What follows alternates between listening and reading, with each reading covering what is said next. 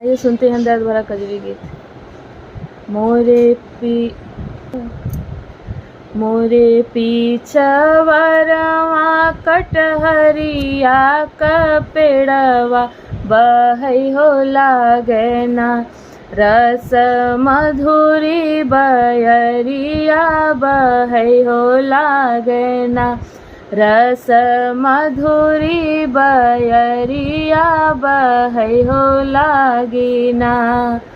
घर में से निकलनी पतरी तिरियवा लेवै हो लागिना, रस मधुरी बयरिया लेवै हो लागिना, रस मधुरी बयरिया लेवै हो लागिना।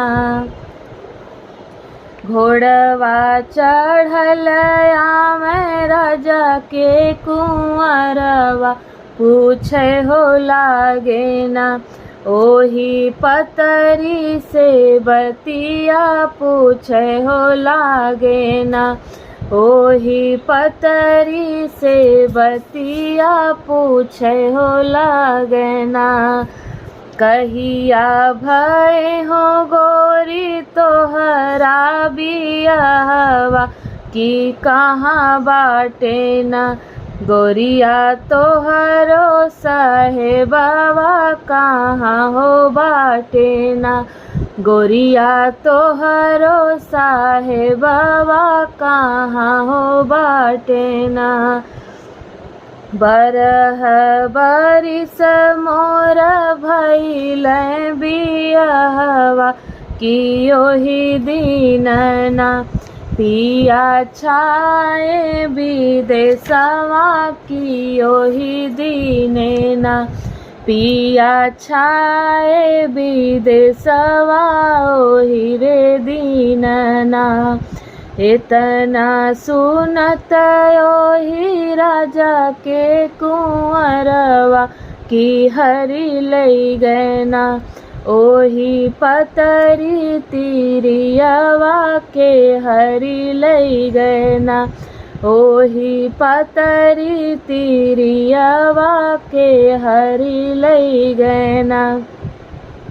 इतना दिन पे लौटे उनके सजनवा कि पूछे लागेना, आपन पतरी तिरियवा पूछे हो लागेना, अपनी पतरी तिरियवा पूछे हो लागेना।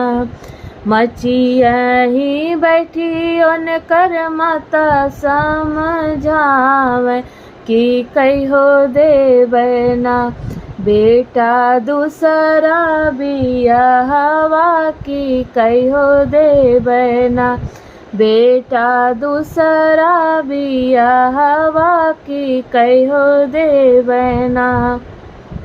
अरे केतनो तू करबू अम्मा दूसरा बियाहवा कि नाही भूलेना, उनके मांगी के सेनुरवा कि नाही भूलेना, उनकर प्यारी मुस्कनिया कि नाही भूलेना, उनकर प्यारी मुस्कनिया कि नाही भूलेना।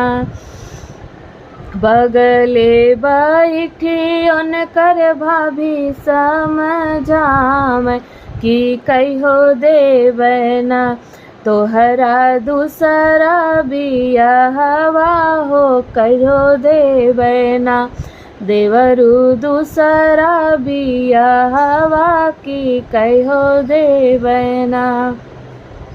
केतनो तू करबू भाभी दूसरा बियाहवा कि नाही भूलेना, उनकर पतरी कमरिया कि नाही भूलेना, उनकर हिरनी सी चलिया कि नाही भूलेना, उनकर पतरी कमरिया की नाही भूलेना।